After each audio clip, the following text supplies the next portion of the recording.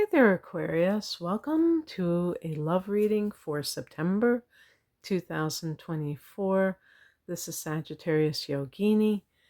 And before I begin, I just want to mention that these readings are intended for people who are single, but also for people who are in relationships that are troubled. If you're in a happy relationship, there's no reason to listen to love readings, obviously.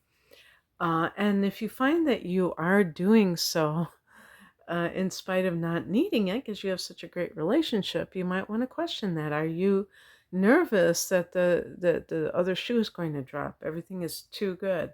I actually don't think that a lot of Aquarians would have that problem, but I thought to mention that because I think a lot of Aquarians are more detached, where they're not like, oh my gosh, I have to keep this relationship going at all costs. But anyway, just want to clear that up.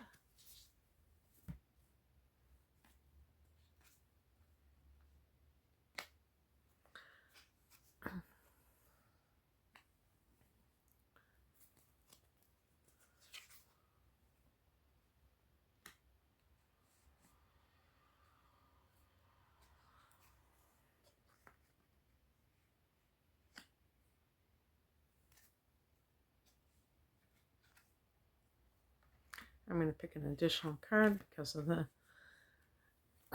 very Piscean nature of that card. And I'm going to pick another card because I don't like that card, because we know that that is a little tricky. Okay, that'll do. And that's not cheating per se. I mean, this isn't a card game, but I don't like to end on a certain note. And these are for the synchronistic messages. So it's not about, oh, you were only supposed to pick 5 cards or 4 cards or whatever it is. The heart of the matter is the Four of Swords. And if you are in a relationship, this could even mean, when I do it for coupled individuals, that you are separated, or that you are thinking of separation, or that would be a great idea, because or if you're not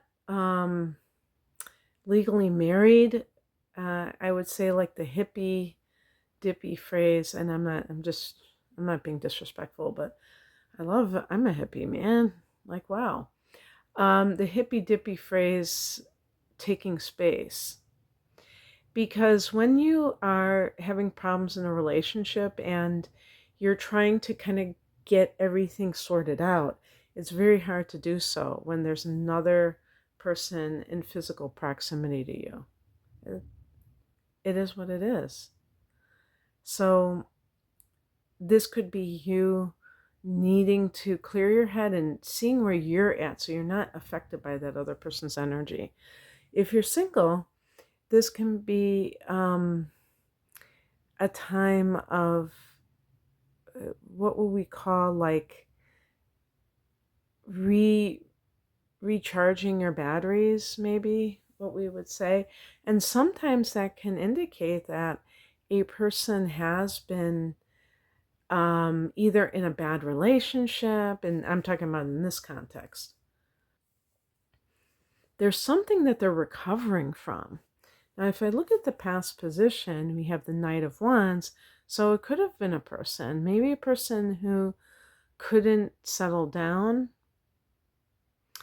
If this is the person that's in your life right now, so the Knight of Wands is supposed to be Sagittarius, hence the horse, but I would say Aries is a logical possibility too.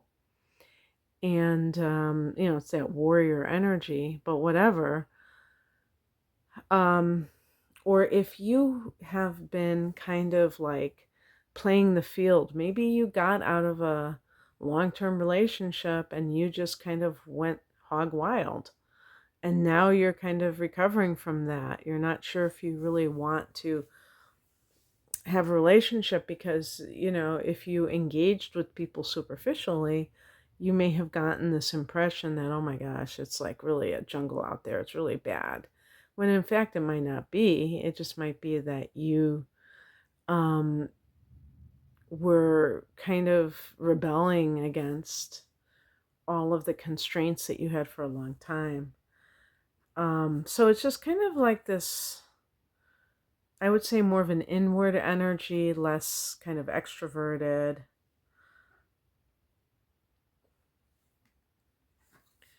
What's coming in is the Knight of Pentacles. This can be an earth sign male, um, Taurus, Virgo, Capricorn. They might be younger than you.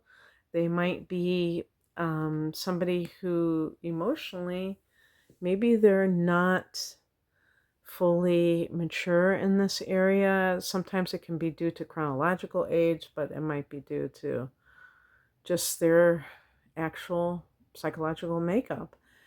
You might meet this person at work. That's a possibility. Or it could be somebody who's very grounded, who's very sensible. And then who knows, maybe it would lead to a long-term relationship.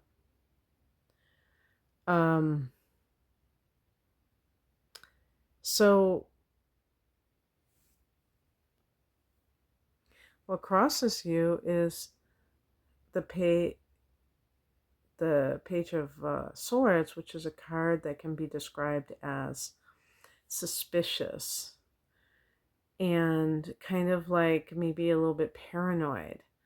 If I read it like in the upright position, it's like, doing your homework and being very, like, if you meet someone, you're not just going to like marry them in a month, you're going to find out about them. But this can indicate trust issues. So if you're single, you might have trust issues, and that's impairing your ability to find a person because you're kind of like very wary, watching your back and acting like, oh wow, what's going to happen next. Now, if you're coupled, this could be a situation where you're trying to clear your head, but at the same time, you have those tendencies of being a little bit not trusting. Now, you may have a good reason for that, so I don't want to ever encourage somebody to believe ridiculous things as an adult. I mean, it's time for a reality check. Sometimes people really become escapists in fantasy when they go into relationships for some reason. So, in looking at the outcome card,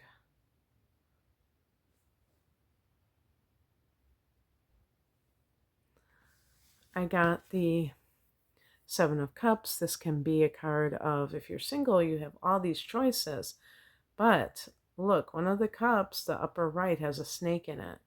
It's not always, maybe on the outside it's a pretty pink cup, but what's inside of that cup? So again, if you're someone who is coming back on the market, so to speak, it's really beyond just that. You have to be discerning.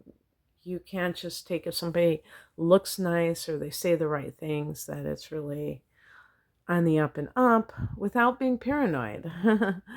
Good luck with that, right?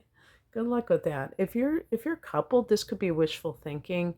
You may be ignoring somebody's addiction and you don't realize. I mean, I bring up addiction because this card is connected to it. But interestingly enough, the Seven of Cups is also about wishful thinking. And I do think that those things go hand in hand. That people that are in relationships with somebody who is substance abusing, that they may overlook some glaring things that are going on and just kind of like minimize it. Being denial is basically what it is. And that's not helpful to the person that you're dealing with, but it's not helpful to yourself as well. So being very mindful of these things is, the name of the game. So I did pick a couple of additional cards. One of them is the Nine of Swords. This is called the Nightmare card because it can be about anxiety. And it's pointed out sometimes that there's flowers on the bedspread, which is supposed to symbolize that all is not lost. Kind of like I would say, the card of the Five of Cups with the two cups that are standing upright. Sometimes people exaggerate the negativity of a situation, and they don't realize that it's not as bad as they're making it out to be. And by refusing to awfulize a situation, you're seeing it, in a more equanimous, if that's a word, way, with equanimity, not being on an even keel emotionally about all situations, because a lot of times they're overblown, and it's also not helpful. It's not helpful to look at life like that. So if there are any Aquarians out here who are, even like a single Aquarian, if you are very, somehow, like, it's bothering you that you're not in a relationship, ask yourself why that is. It could be because you have a lot of love to give. It could be because you want to start a family and you feel like uh, it'll never happen if you don't get married very, very soon. But it's usually not as bad as you're making it out to be. And also, you want to be in that good frame of mind. You want to have those good vibes, because that's how you attract more good things to you. If you're in a marriage or related partnership that is bringing you anxiety, then you have to ask yourself, why are you in this relationship? Seriously. Because it's like being a glutton for punishment. Now, I know there are some extenuating circumstances, but sometimes people do tolerate things. So the High Priestess, this is a card of your higher self, or getting in touch with that. And certainly I really see it as a card of tapping into that part of yourself that is not touched by the world, is not touched by, oh, I have to be practical, I have to do this, I have to do that, but really looking at your situation from the big picture perspective. And there's no reason to fear. All is well.